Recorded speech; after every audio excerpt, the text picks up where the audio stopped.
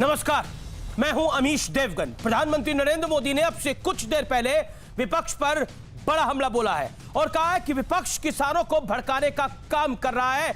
दिल्ली के आसपास आजकल किसानों को डराने की साजिश चल रही है। प्रधानमंत्री मोदी ने यह भी कहा है कि सरकार किसानों की हर शंका को दूर करेगी। तो उधर पूरा विपक्ष मोदी सरकार को किसान विरोधी साबित करने पर जुटा हुआ है, अड़ा हुआ है, टिका हुआ है। लेकिन आज हम एक बड़ा सवाल उठा रहे हैं, क्योंकि दिल्ली में करीब 1800 फैक्ट्रियां ठप हो चुकी हैं। एसोचैम का कहना है कि आंदोलन से रोजाना 3500 करोड़ रुपए का नुकसान हो रहा है। सीआई का कहना है कि पहले ही कोरोना के चलते देश की अर्थव्यवस्था काफी दबाव में थी और अब किसान आंदोलन के चलते हालात और बिगड़ रहे हैं।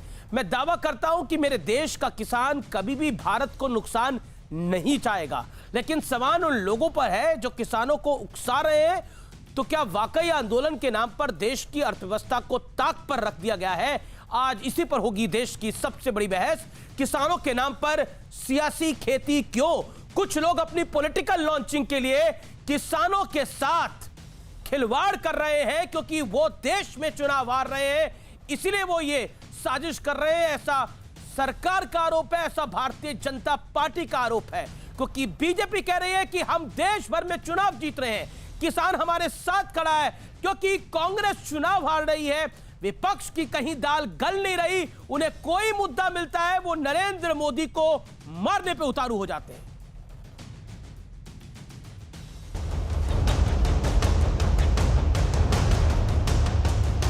आज जो लोग विपक्ष में बैठकर किसानों को भ्रमित कर रहे हैं, वो भी अपनी सरकार के समय इन कृषि सुधारों के समर्थन में थे, लेकिन अपनी सरकार के रहते वो निर्णय नहीं ले पाए, किसानों को झूठे दिलासे देते रहे।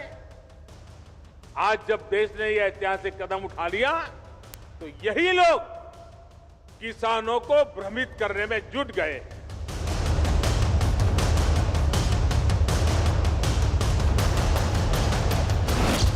कैप्टन जी, मैं शुरू से किसानों के साथ खड़ा हूं। आपने तो अपने बेटे के ईडी का केस माफ करवाने के लिए केंद्र से सेटिंग कर ली, किसानों का आंदोलन बेच दिया।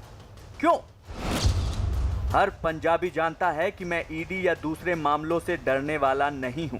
अरविंद केजरीवाल, आप अपनी आत्मा बेच देंगे अगर उससे आपके राजनीतिक उद्देश्यों की पूर्ति होती हो।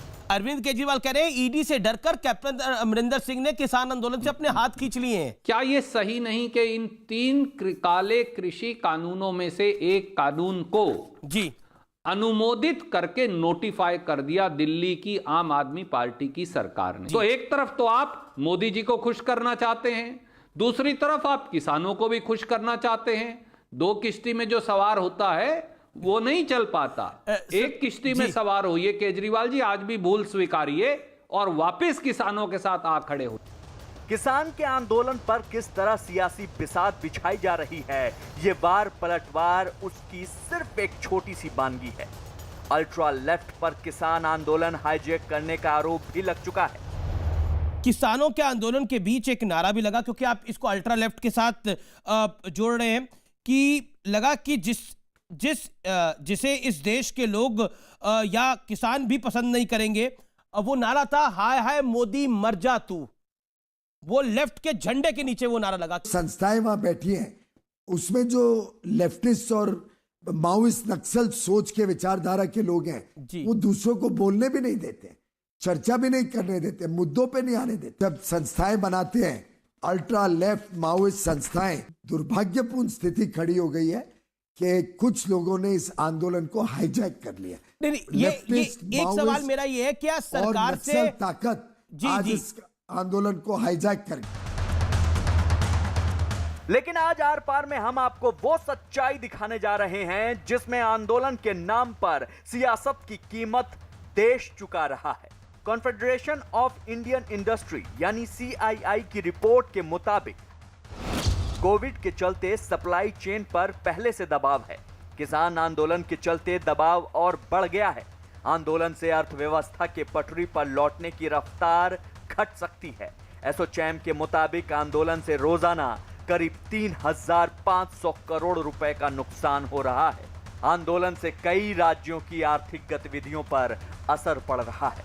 इतना ही नहीं, किसान आंदोलन के चलते दिल्ली में 1800 फैक्ट्रियों का कामकाज लगभग ठप हो चुका है। तुमने क्या दे दिया रे कांग्रेसियों? क्या दे दिया तुमने? आज बात कर रहे हैं, आंसू बहा रहे हैं घड़ियाली।